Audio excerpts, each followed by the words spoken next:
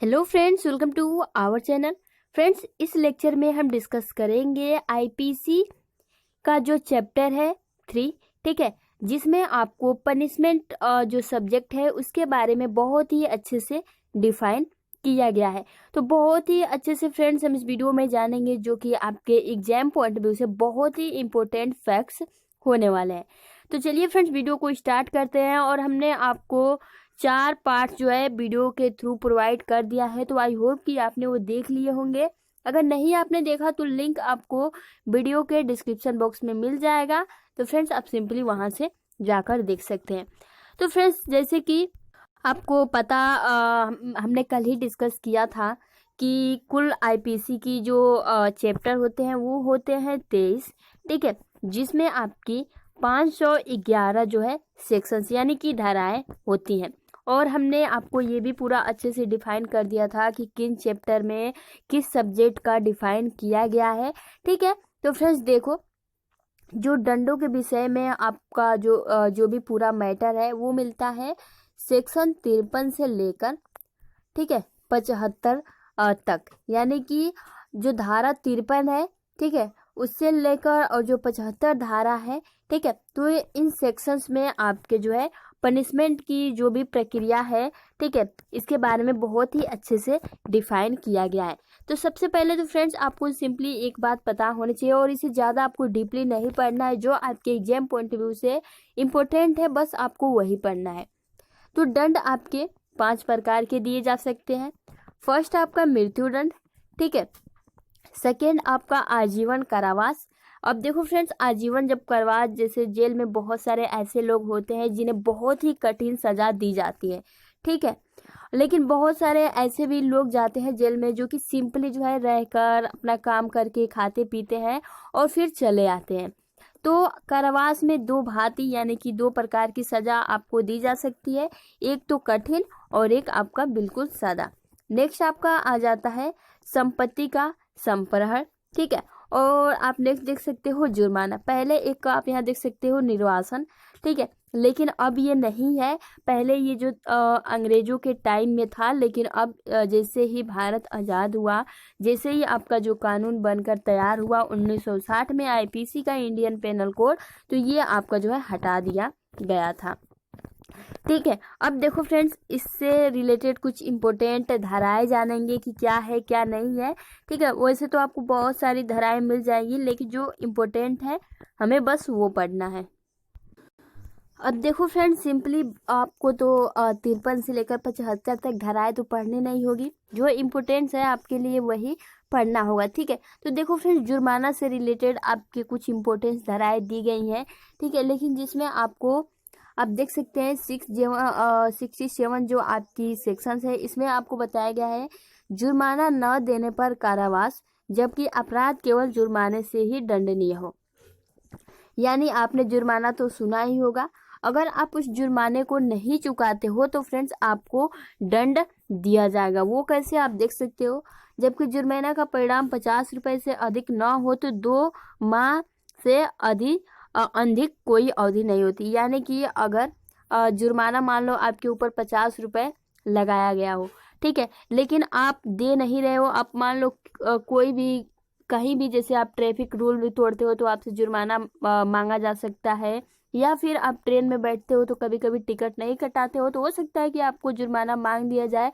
और इस स्थिति में अगर आप उन्हें 50 रुपए या फिर 50 रुपए से कम जो है अगर वो मांग रहा है और अगर आप नहीं देते हो तो कम से कम 2 महीने की सजा जो है आपको भुगतनी पड़ सकती है। 2 महीने आपको कारावास में रहना पड़ सकता है, ठीक है। और दूसरा आप देख सकते हो, जहां जबकि जुर्माने का परिणाम 100 रुपए से अधिक न हो तब आप 4 माह तक जो है सजा काट सकते हो। यानी कि जब आपके ऊपर जो है 100 रुपए से कम, ठीक है, जुर्माना लगाया जाए, ठीक है, लेकिन आप इसे न दे सको तो फ्रेंड्स आपको जो है 4 महीनों के लिए कारावास में रहना होगा, यानी कि जेल में रहना होगा।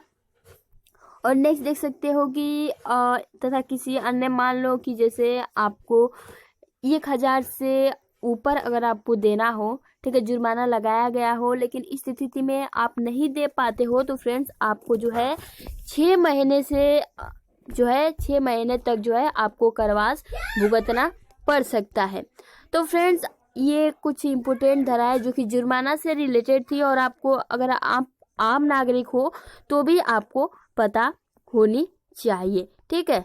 और ये जो भी सेक्शंस है इसके बारे में ही दिया गया है, और यहाँ जो है बहुत ही अच्छे से इसे एक्सप्लेन करके बताया भी गया है, ठीक है। अब देखो फ्रेंड्स, जो आपका 73 प्लस 74 जो आपके सेक्शंस है वो एकांत परिरोध के बारे में जो है अच्छे से डिफाइन किए गए हैं, ठीक है। और क्या पूरा मैटर, जैसे देख सकते हो कि एकांत, जब आपको दंड दिया जाए, यानी कि आप अकेले हो और किसी कारण आपको दंड दिया जाता है, या फिर कहा जाता है कि इस बात को मानो कि तुमने ये किया है।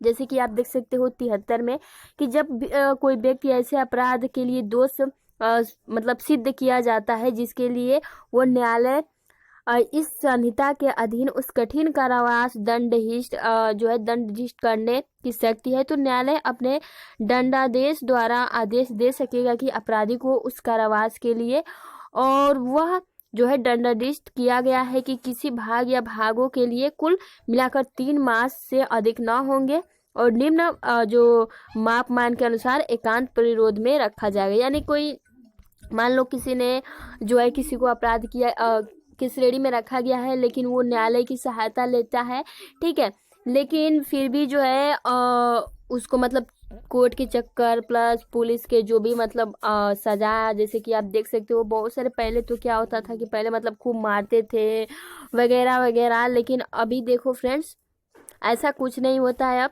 ठीक है। कहने का मतलब यही है कि अगर उससे कुछ पूछा जाए, ठीक है, अगर उनसे पुलिस वाले कुछ पूछे कि तुम ये मान लो कि तुमने ये अपराध किया है, फिर भी अगर वो नहीं मानता है तो उसे आप समझ सकते हो कि काल कोठरी में जो है रखा जाए, ताकि वो इस बात को मान सके कि इसने जो है ये अपराध किया है।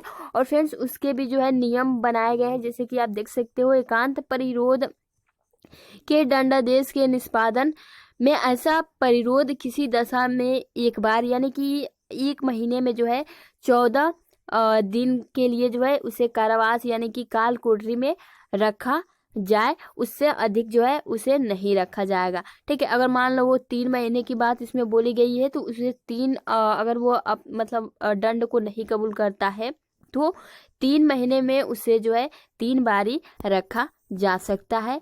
ये प्रावधान जो है आईपीसी के 73 प्लस 74 सेक्शंस में बहुत ही अच्छे से डिफाइन किया गया है। तो फ्रेंड्स ये आईपीसी के कुछ धाराएं थी जो आपको सिंपली पता होनी चाहिए फ्रेंड्स, क्योंकि यही धाराएं जो है आपके एग्जाम पॉइंट ऑफ व्यू से इम्पोर्टेंट है, ठीक है। अब देखो फ्रेंड्स नेक्स्ट चैप्टर आपका आ जाता है जो आपका साधारण अपवाद, यानी कि आप देख सकते हो साधारण अपवाद किसे कहते हैं फ्रेंड्स।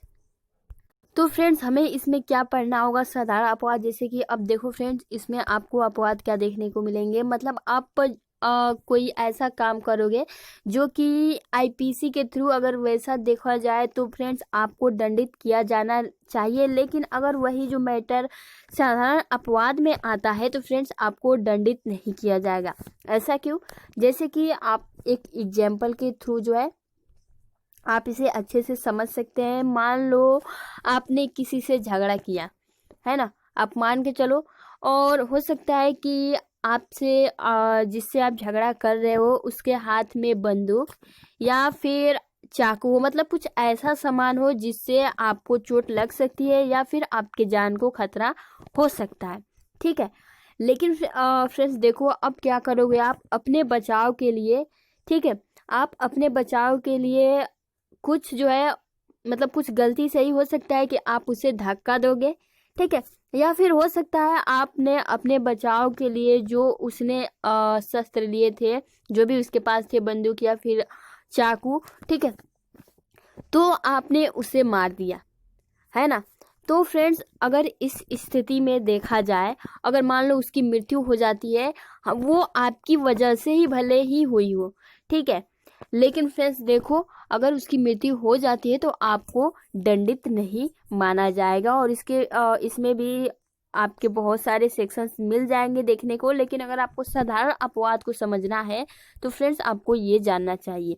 ठीक है, अब मान लो फ्रेंड्स आपके सामने कोई डूब रहा हो, ठीक है, और आपको तैरना भी बहुत ही अच्छे से आता हो, लेकिन आप उसे बचा नहीं रहे हो और आपके सामने ही वो मर गया, है ना। मान लो कोई अच्छे से, आप समझो कोई तैर रहा हो और आपको बहुत ही अच्छे से स्विमिंग आती हो, तैरना आता हो और आप चाहते तो उसे बचा लेते, ठीक है, लेकिन आपने उसे बचाया नहीं और वो मर गया, तो इस स्थिति में क्या आपको दंड दिया जाना चाहिए?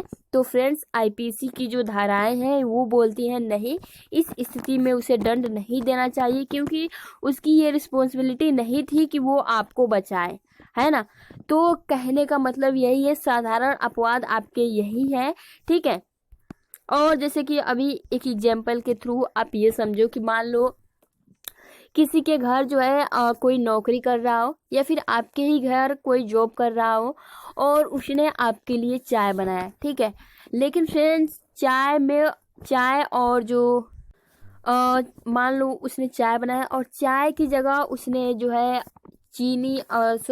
चाय की जगह उसने और कुछ डाल दिया, जैसे चाय पत्ती की जगह कुछ और जो भी किचन को साफ करने वाली दवाई होती है, ठीक है, उसने वो गलती से डाल दिया। हो सकता है कि उसका ध्यान ना हो, ठीक है, या फिर चीनी की जगह नमक डाल दिया उसने, तो फ्रेंड्स क्या इसके लिए उसको सज़ा दिया जाएगा और उसके कारण आपको कुछ हो जाता है, तो एग्जाम्पल के लिए आप समझ सकते हैं। तो फ्रेंड्स बिल्कुल नहीं, क्योंकि देखो उसने वो तो चीनी डालकर ही उसमें जो है चाय बनाया था, लेकिन उसने ये गलती से करा था। तो फ्रेंड्स आईपीसी की जो धाराएं होती हैं वो कहता है कि ये कोई भी अपराध नहीं है, इसने ये गलती से किया। और फ्रेंड्स साधारण अपवाद में यही आपके जो है फैक्ट्स आते हैं और ऐसे ही क्वेश्चन बनते हैं। तो फ्रेंड्स नेक्स्ट वीडियो में हम इसे बहुत ही अच्छे से समझेंगे सेक्शन के थ्रू, लेकिन अभी के लिए आपको बस थोड़ा सा एग्जाम्पल जो कि साधारण अपवाद से रिलेटेड था। तो फ्रेंड्स मिलते हैं नेक्स्ट लेक्चर में, तब तक के लिए आप अपना ख्याल रखें। वीडियो पसंद आती है तो आपसे एक लाइक की उम्मीद करते हैं। चैनल पर नया हो तो चैनल को जरूर सब्सक्राइब करें। Thanks for watching.